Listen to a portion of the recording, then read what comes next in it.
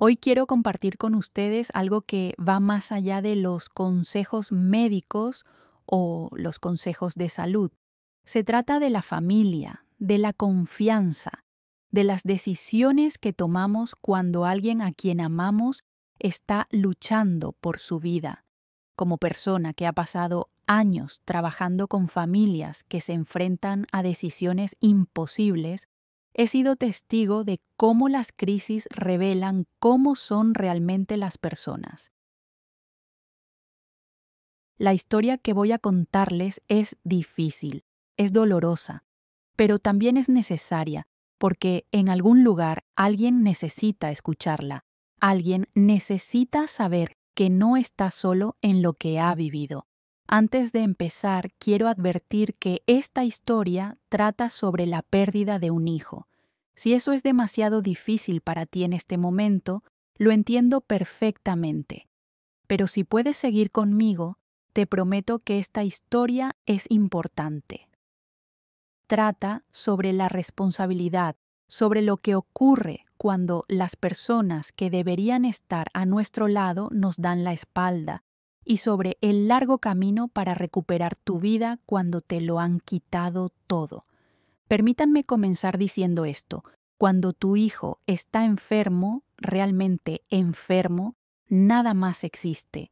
El mundo se reduce a habitaciones de hospital, resultados de pruebas, opciones de tratamiento y la esperanza desesperada de que, de alguna manera, encontrarás la respuesta que lo salve.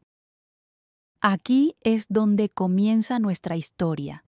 Sara era madre soltera. Su hija Emma tenía 7 años cuando comenzaron los síntomas. Al principio parecían manejables.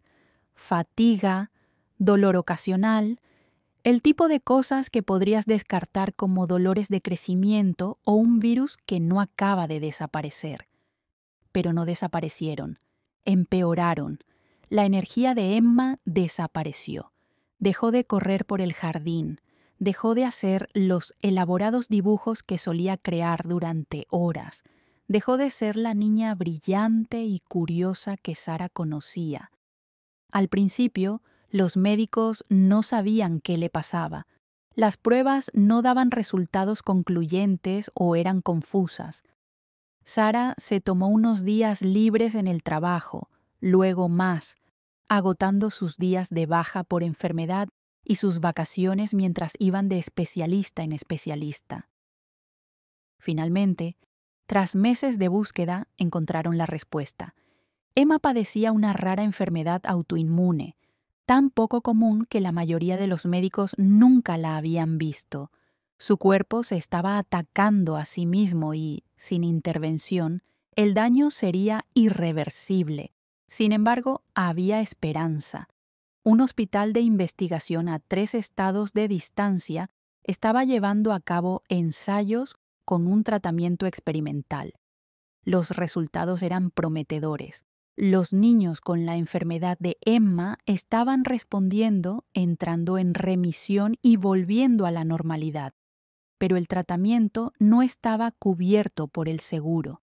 Estaba clasificado como experimental. El coste era astronómico, $250,000 por el tratamiento completo, incluyendo la estancia en el hospital, la monitorización y el seguimiento. Sara tenía algunos ahorros, tenía unos $30,000 ahorrados. Inmediatamente comenzó a llamar a todas las personas que se le ocurrieron. Se puso en contacto con grupos de defensa de pacientes, solicitó subvenciones médicas y comenzó una campaña de recaudación de fondos en línea. Sus amigos y compañeros de trabajo donaron lo que pudieron, pero después de semanas de agotar todas las opciones, había recaudado otros $40,000. No era suficiente, y el tiempo era crítico. Los médicos fueron claros. La enfermedad de Emma era progresiva. La ventana para un tratamiento eficaz se estaba cerrando. Si esperaban demasiado, el daño sería permanente. Sara Hizo lo que muchos de nosotros haríamos en esa situación. Llamó a sus padres, les explicó todo, les explicó el diagnóstico, el protocolo de tratamiento y las tasas de éxito. Les mostró la documentación del hospital. No les estaba pidiendo un regalo, les estaba pidiendo un préstamo. Les prometió que les devolvería hasta el último centavo, con intereses si así lo deseaban. Firmaría todos los papeles que necesitaran. Trabajaría en tantos empleos como fuera necesario. Solo necesitaba ayuda para salvar la brecha. Con su ayuda, junto con lo que ya había recaudado, podría lograrlo. Podría salvar a Emma. Su padre escuchó en silencio. Luego dijo: Sara, entendemos que esto es difícil, pero tenemos que pensar en nuestro propio futuro. Ahora estamos jubilados. Tenemos nuestras cuentas de jubilación, nuestras inversiones, pero no podemos simplemente regalar esa cantidad de dinero. ¿Y si algún día lo necesitamos para nuestra propia atención médica? Tenemos que protegernos. Su madre añadió: ¿Has consultado los planes de pago con el hospital? Quizás puedan llegar a un acuerdo. O pide un préstamo tú misma. No podemos correr ese riesgo con nuestros ahorros. Sara sintió que el suelo se le escapaba bajo los pies. Intentó explicarlo de nuevo. Les recordó que se trataba de Emma, su nieta, que sin ese tratamiento Emma seguiría deteriorándose, que la ventana se estaba cerrando, que ella estaba pidiendo ayuda, no caridad, que les devolvería el dinero. La voz de su padre se endureció. Hemos tomado una decisión, Sara. Tienes que resolverlo tú misma. Eres adulta. Esto es lo que significa ser madre. No podemos sacarte de apuros cada vez que algo sale mal. La llamada terminó. Sara se sentó en el silencio de su apartamento, con Emma durmiendo en la habitación de al lado, y se dio cuenta de que estaba realmente sola. No se rindió. Llamó a todos los familiares que se le ocurrieron, tías, tíos, primos. Algunos le ofrecieron 1000 aquí, 500 allá. La mayoría no podía ayudarla. Solicitó préstamos a todos los bancos y entidades crediticias que pudo encontrar.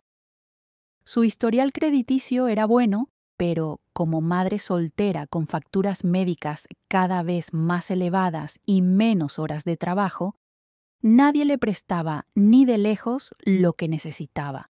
Buscó programas de crédito médico. Las condiciones eran abusivas.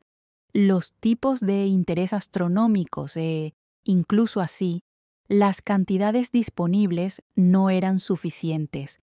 Sara vendió todo lo de valor que tenía. Las joyas que le había dejado su abuela, los muebles, su coche, que sustituyó por un modelo más antiguo que costaba una fracción del precio. Se mudó de su apartamento de 2 dormitorios a un estudio al otro lado de la ciudad, donde el alquiler era la mitad. Consiguió un segundo trabajo como camarera los fines de semana. Luego, un tercer trabajo introduciendo datos desde casa a altas horas de la noche, después de que Emma se durmiera. Dormía 4 horas por noche. Vivía a base de café y lo más barato que encontraba en el supermercado. Cada centavo se destinaba al cuidado de Emma. Pero, incluso con todo esto, aún le faltaban decenas de miles de dólares, y el programa de ayuda financiera del hospital solo podía hacer hasta cierto punto. Le habían dado 6 meses para reunir el resto o proporcionar pruebas de financiación adicional. Después de eso, el lugar de Emma en el ensayo pasaría a otro niño. 4 meses después de comenzar esta pesadilla, sonó el teléfono de Sara. Era su hermano menor, David. Su voz estaba emocionada, casi eufórica. «Sara, tengo una noticia increíble. Rachel y yo nos hemos comprometido. Nos casamos la próxima primavera». Sara intentó mostrar entusiasmo, le felicitó, le preguntó por la propuesta, por sus planes. David, Habló durante 20 minutos sobre la boda que estaban imaginando. Una boda en un resort con viñedos, 200 invitados, una celebración de una semana. Mamá y papá están siendo muy generosos, dijo David. Se han ofrecido a pagar todo. Rachel y yo ni siquiera tuvimos que pedírselo.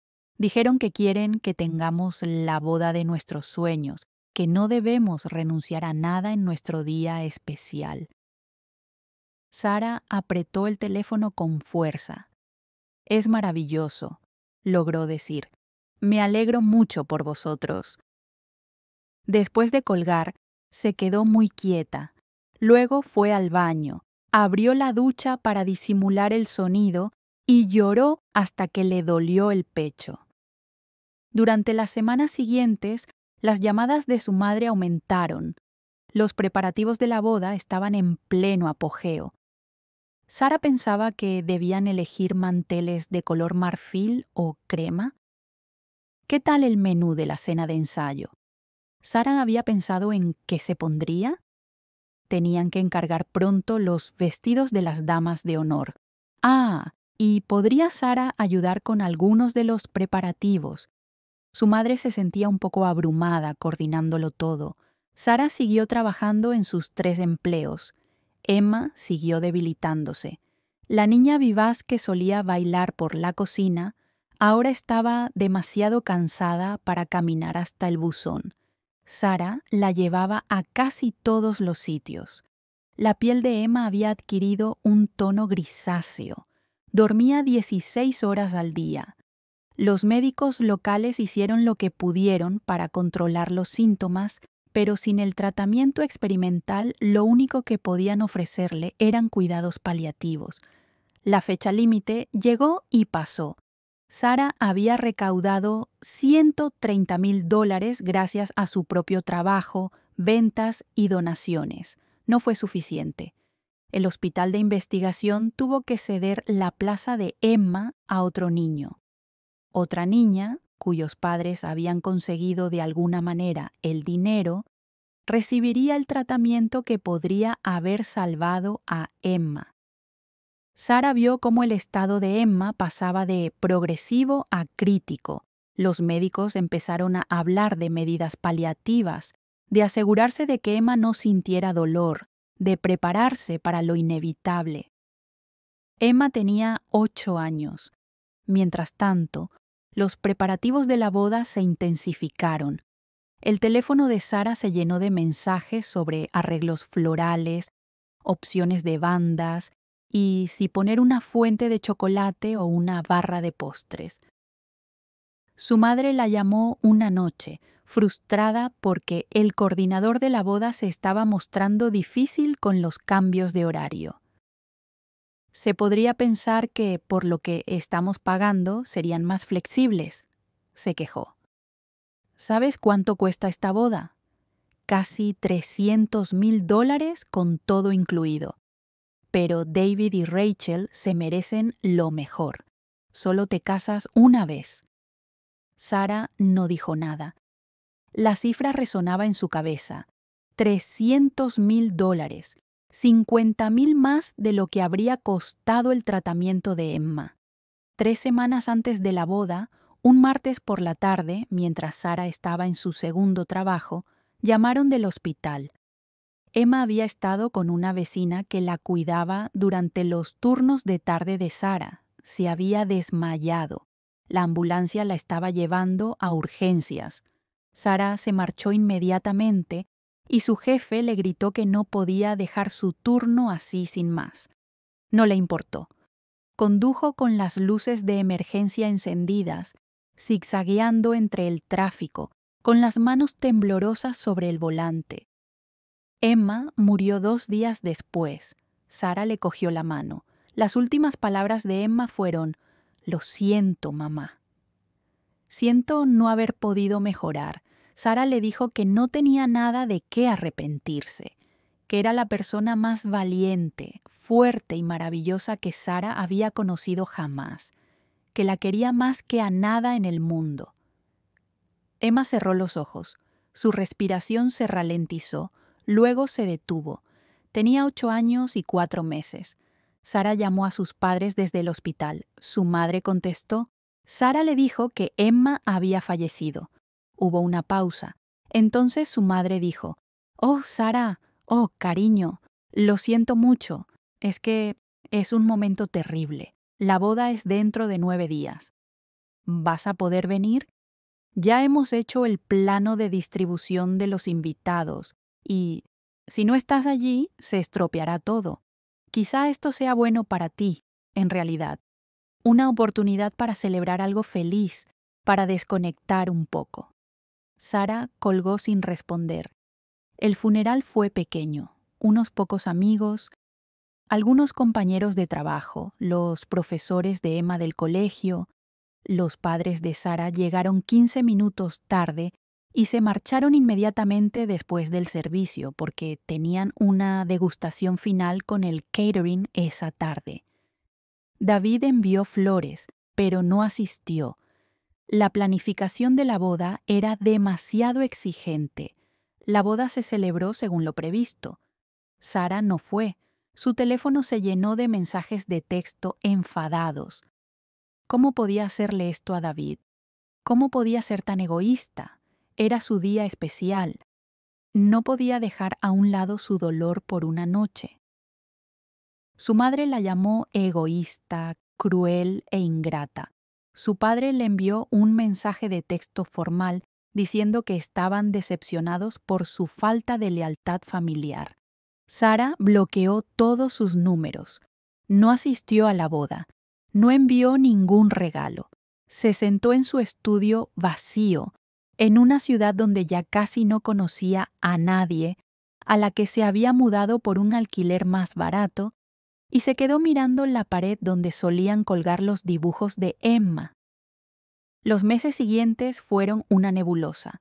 Sara apenas los recuerda. Iba al trabajo, volvía a casa, existía. Poco a poco, muy poco a poco, algo se endureció dentro de ella. Ya no era dolor, era algo más frío, era claridad. Empezó a documentarlo todo.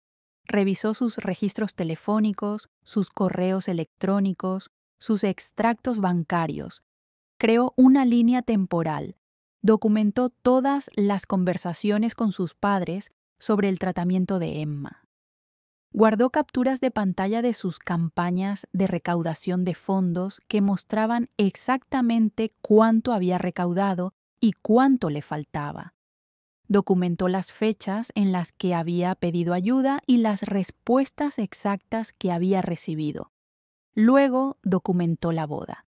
Revisó las redes sociales de su madre y de su hermano, guardando todas las publicaciones, las fotos del compromiso en el resort de playa, la despedida de soltera en un restaurante exclusivo, los viajes de solteros a Las Vegas y Napa Valley, la cena de ensayo en un local frente al mar, la boda en sí, con sus elaboradas instalaciones florales, esculturas de hielo, banda en vivo y fuegos artificiales, la luna de miel en Bali que duró 3 semanas. Su madre había etiquetado los precios en algunas publicaciones, emocionada por los detalles. Sara lo guardó todo. Creó una hoja de cálculo.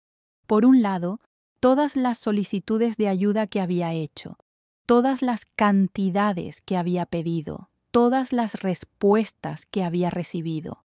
Por otro lado, todos los gastos de la boda que habían pagado sus padres. El total ascendía a $347,000, más que suficiente para haber salvado la vida de Emma, y aún sobraría dinero.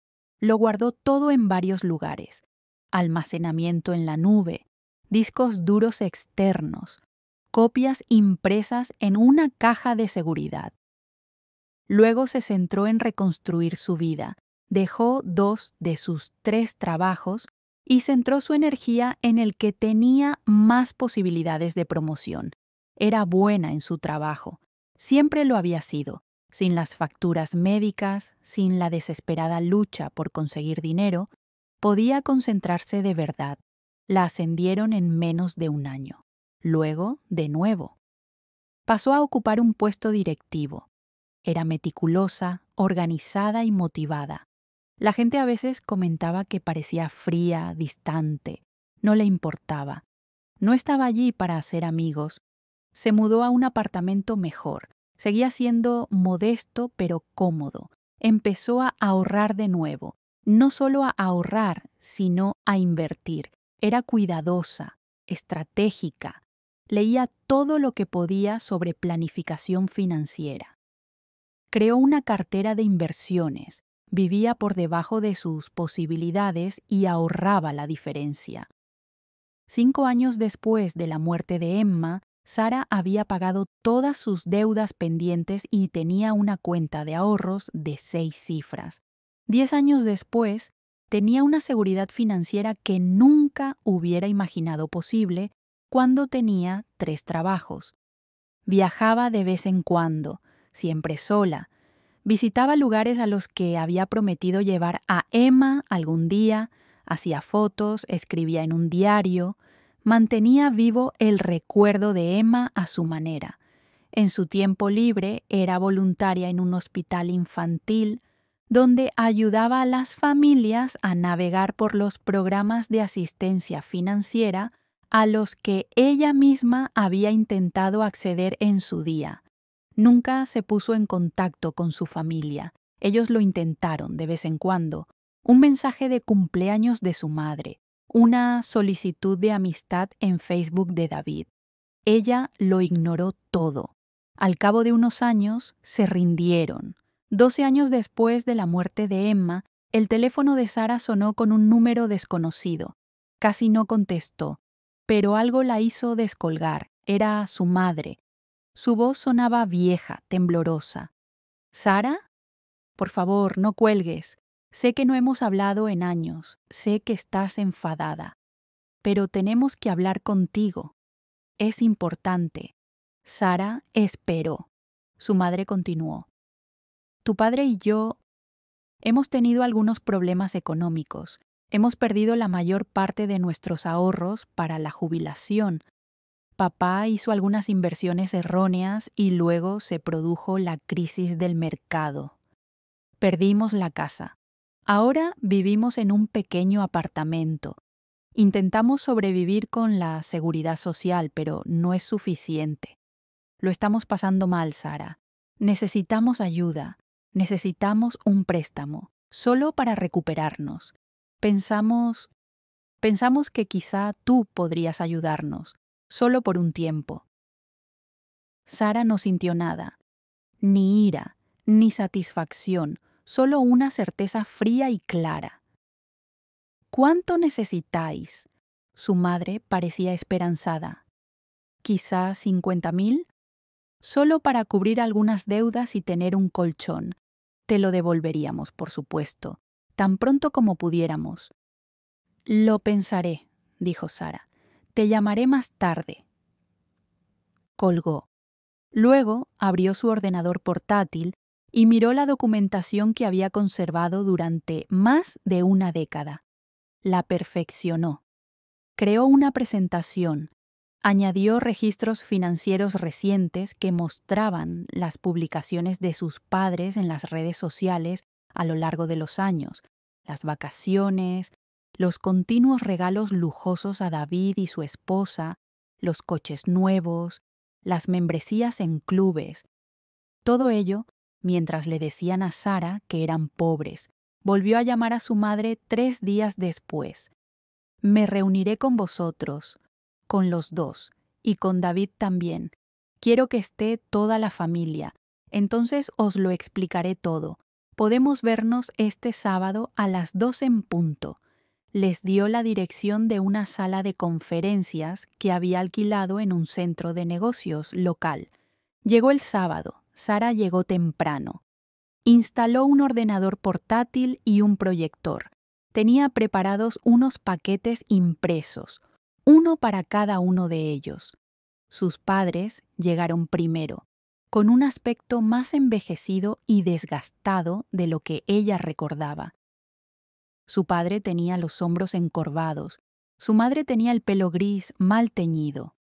David y su esposa Rachel llegaron 10 minutos tarde.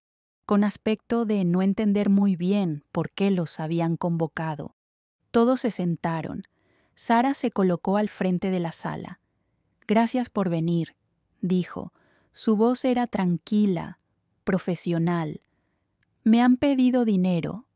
Antes de tomar ninguna decisión al respecto, necesito asegurarme de que todos estamos de acuerdo en cuanto a nuestra historia familiar. Necesito asegurarme de que todos recordamos las cosas de la misma manera». Encendió el proyector. Apareció la primera diapositiva. Era una foto de Emma, feliz, sana, antes de enfermar. Sara observó los rostros de sus padres. Su madre apartó la mirada. Su padre se quedó mirando sus manos. «Esta es Emma», dijo Sara. «Mi hija, vuestra nieta. Murió hace 12 años, tenía 8 años. Antes de hablar de lo que necesitáis ahora, quiero hablar de lo que ella necesitaba entonces». Durante los siguientes 45 minutos, Sara les explicó todo. Les mostró la cronología de la enfermedad de Emma, el diagnóstico, las opciones de tratamiento, el coste. Les mostró capturas de pantalla de sus peticiones de ayuda, las palabras de su padre: «Tenemos que protegernos», las palabras de su madre: «Tienes que resolver esto tú misma». Les mostró sus esfuerzos para recaudar fondos, su historial laboral durante ese periodo, la venta de sus pertenencias, el pequeño apartamento al que se había mudado. Luego les mostró los gastos de la boda, todos y cada uno de ellos, el lugar de celebración, las flores, la comida, la banda, el fotógrafo, la luna de miel, línea por línea. $347,000. Dejó que esa cifra permaneciera en la pantalla. Emma necesitaba $250,000 para vivir, dijo Sara en voz baja. Usted gastó $347,000 en una fiesta. Déjeme aclarar lo que eso significa. Usted eligió una fiesta por encima de la vida de su nieta. No dijo que no podía ayudar, dijiste que tenías que proteger tu propio futuro y luego, 4 meses después, entregaste más dinero del necesario para salvarle la vida, para asegurarte de que la boda de David pudiera tener una fuente de chocolate y fuegos artificiales. Su madre lloraba, su padre tenía la cara roja, David parecía estar a punto de vomitar. Rachel miraba fijamente la pantalla de proyección con la boca ligeramente abierta. «No he terminado», continuó Sara. Les mostró los registros hospitalarios de los últimos días de Emma. Les mostró fotos del funeral. Les mostró los mensajes de texto y los mensajes de voz de su madre sobre la boda, enviados mientras Emma se estaba muriendo. Les mostró todos los intentos que habían hecho para ponerse en contacto con ella a lo largo de los años, pidiéndole que dejara atrás el pasado o diciéndole que deseaban que siguiera adelante. Por último, les mostró sus registros financieros actuales, su salario, su cartera de inversiones, sus ahorros. «Podría extenderles un cheque ahora mismo por $50,000, dijo. «Ni siquiera haría mella en mis ahorros. Podría hacerlo fácilmente». El rostro de su madre mostró esperanza por primera vez. «Sara, por favor». Sara levantó la mano. «No he terminado. Antes de tomar cualquier decisión, necesito oírlo de ustedes. Necesito oírles reconocer lo que hicieron. Necesito que digan, en voz alta, que eligieron una boda por encima de la vida de Emma, que tenían el dinero para salvarla y decidieron no hacerlo. Necesito oírles asumir la responsabilidad de esa decisión». La habitación quedó en silencio. Finalmente su padre habló. «No fue tan sencillo. No pensamos...» «Dilo», interrumpió Sara, «o esta reunión habrá terminado». Más silencio. Entonces su madre, con una voz apenas audible, dijo: «Teníamos el dinero. Podríamos haberte ayudado a salvar a Emma. Decidimos no hacerlo». «¿Por qué?», preguntó Sara. «Pensamos que encontrarías otra manera», dijo su madre. «Pensamos que no queríamos arriesgar nuestros ahorros. Pensamos que habría otras opciones». ¿Y cuando no las hubo?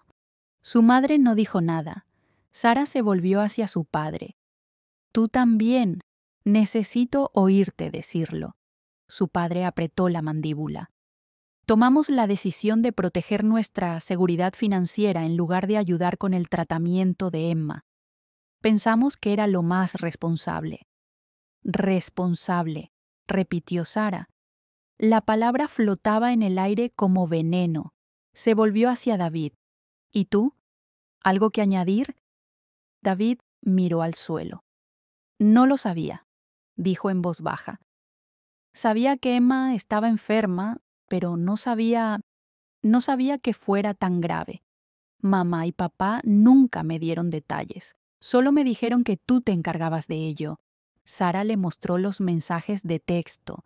Eran de su madre a David, fechados durante la enfermedad de Emma, en los que hablaba de que Sara era dramática y siempre necesitaba ayuda para algo. Mensajes sobre cómo algunas personas simplemente no pueden soportar ser padres solteros y cómo Sara tomó sus propias decisiones. Mensajes a los que David había respondido con emojis de apoyo y comentarios como: «Sí, ella siempre ha sido así». «No preguntaste», le dijo Sara a David. «Tu sobrina se estaba muriendo y no hiciste ni una sola pregunta porque estabas demasiado ocupado organizando una fiesta». Nadie dijo nada. Sara se volvió hacia sus padres. «Os voy a dar el dinero que me habéis pedido», dijo. El rostro de su madre se inundó de alivio. «Gracias, gracias, Sara. Te lo devolveremos, lo prometemos». «No he terminado», repitió Sara. «Voy a darles $50,000, pero hay condiciones. Condiciones no negociables. Si no aceptan todas ellas, no recibirán ni un centavo». Les entregó a cada uno un documento impreso.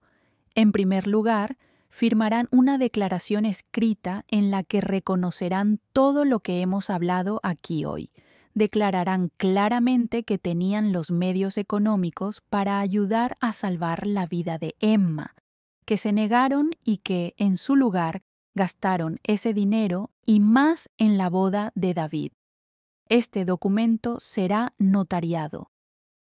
Segundo, nunca volverán a ponerse en contacto conmigo después de hoy. Una llamada. Ni mensajes de texto, ni correos electrónicos, ni intentos de localizarme a través de terceros. No aparecerán en mi casa ni en mi lugar de trabajo. Me eliminarán de cualquier testamento o plan de herencia. No tendremos más relación de ningún tipo. En tercer lugar, lo mismo se aplica a David y Rachel. Sin contacto, nunca. En cuarto lugar, si violan cualquiera de estas condiciones, devolverán inmediatamente los $50,000 en su totalidad, más los intereses. Emprenderé acciones legales si es necesario. Hizo una pausa. Y quinto, sabrán que Emma murió porque valoraron el dinero y las apariencias por encima de su vida. Vivirán con eso, todos los días, cada vez que gasten el dinero que les estoy dando, cada vez que paguen una factura con él o compren comida con él. Recordarán que Emma murió porque ustedes dijeron que no, y yo digo que sí.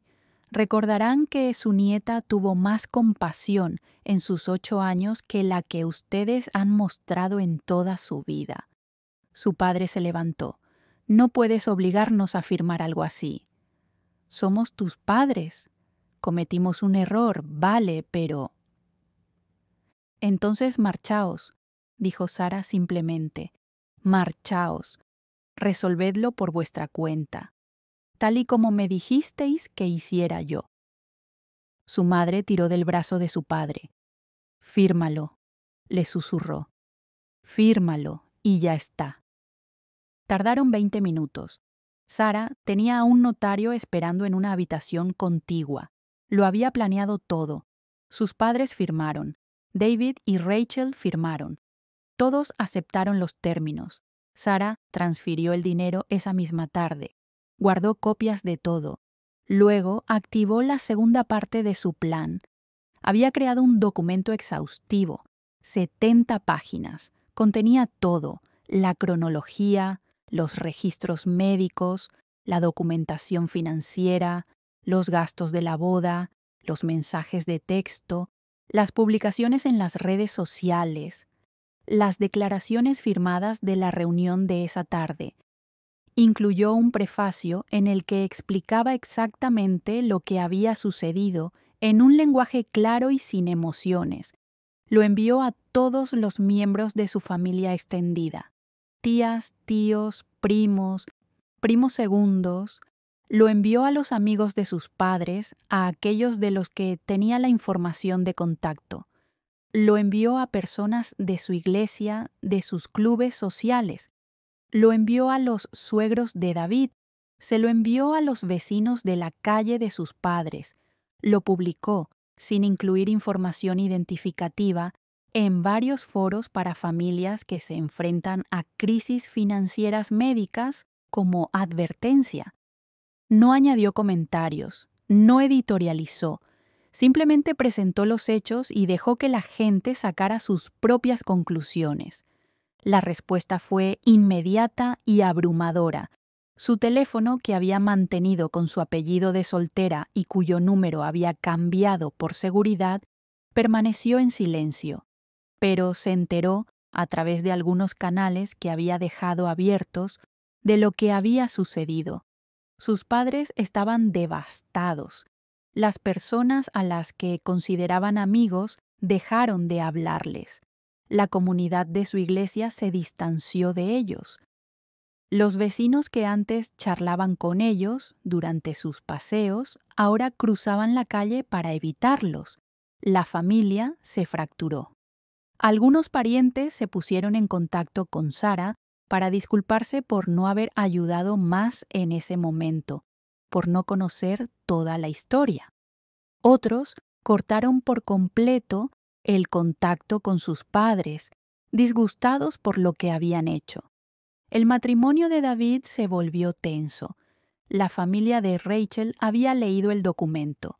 Habían visto lo que realmente había costado la boda. Al parecer, la madre de Rachel la confrontó, preguntándole cómo había podido aceptar una boda tan lujosa, sabiendo que un niño de la familia se estaba muriendo. La tensión creó grietas en la relación que nunca se curaron del todo. Los padres de Sara intentaron reconstruir su posición social, intentaron contar su versión de la historia, minimizar lo que había sucedido, sugerir que Sara estaba exagerando o siendo vengativa. Pero demasiada gente había visto la documentación. Las pruebas eran irrefutables.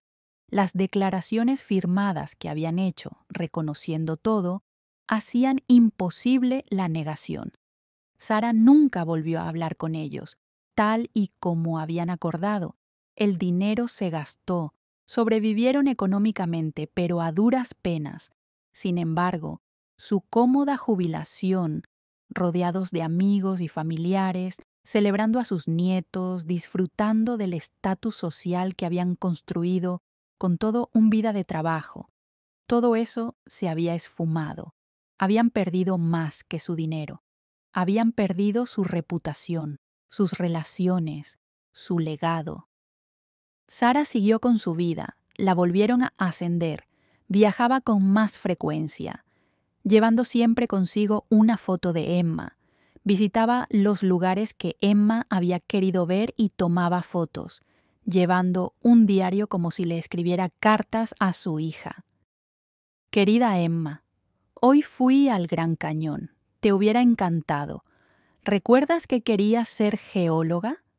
Habrías pasado horas mirando estas capas de roca haciendo preguntas sobre cómo se formaron, creó una pequeña fundación en nombre de Emma. Proporcionaba ayuda económica de emergencia a familias que se enfrentaban a gastos médicos para niños con enfermedades raras. La financiaba discretamente, de forma anónima, a través de un fideicomiso. Cada año, en el cumpleaños de Emma, donaba una cantidad equivalente a lo que sus padres habían gastado en la boda, $347,000. La fundación ha ayudado a 32 familias hasta ahora, 32 niños que recibieron un tratamiento que, de otro modo, podrían haber perdido, 32 niños que vivieron. Sara tiene ahora 48 años. Ha sido ascendida a vicepresidenta senior en su empresa. Es propietaria de su casa. Tiene una gran amistad con un pequeño círculo de personas que entienden su historia y respetan sus límites. Sigue siendo voluntaria en el hospital infantil 2 veces al mes. Se ha construido una buena vida. No es la vida que quería. Esa vida murió con Emma. Pero es una vida con sentido y propósito. A veces la gente le pregunta si se arrepiente de lo que les hizo a sus padres, si cree que fue demasiado dura, si desearía haber encontrado la manera de perdonarlos. Su respuesta es siempre la misma. Ellos tomaron una decisión. Yo tomé una decisión. Ellos eligieron el dinero y las apariencias por encima de la vida de Emma. Yo decidí asegurarme de que comprendieran el peso de esa decisión. Decidí asegurarme de que hubiera consecuencias, no porque sea cruel, porque hay cosas que no se pueden perdonar. Algunas traiciones son demasiado fundamentales. Ellos decidieron que su comodidad valía más que la vida de su nieta. Yo decidí que su comodidad no merecía la pena protegerla. Alguien le preguntó una vez si había encontrado el cierre. Lo pensó durante mucho tiempo antes de responder. El cierre es un mito, dijo finalmente. Emma sigue sin estar aquí. Eso nunca cambiará, pero encontré otra cosa. Encontré la prueba de que hice todo lo posible. Documenté todos los intentos que hice para salvarla y documenté todas las decisiones que tomaron para no ayudar.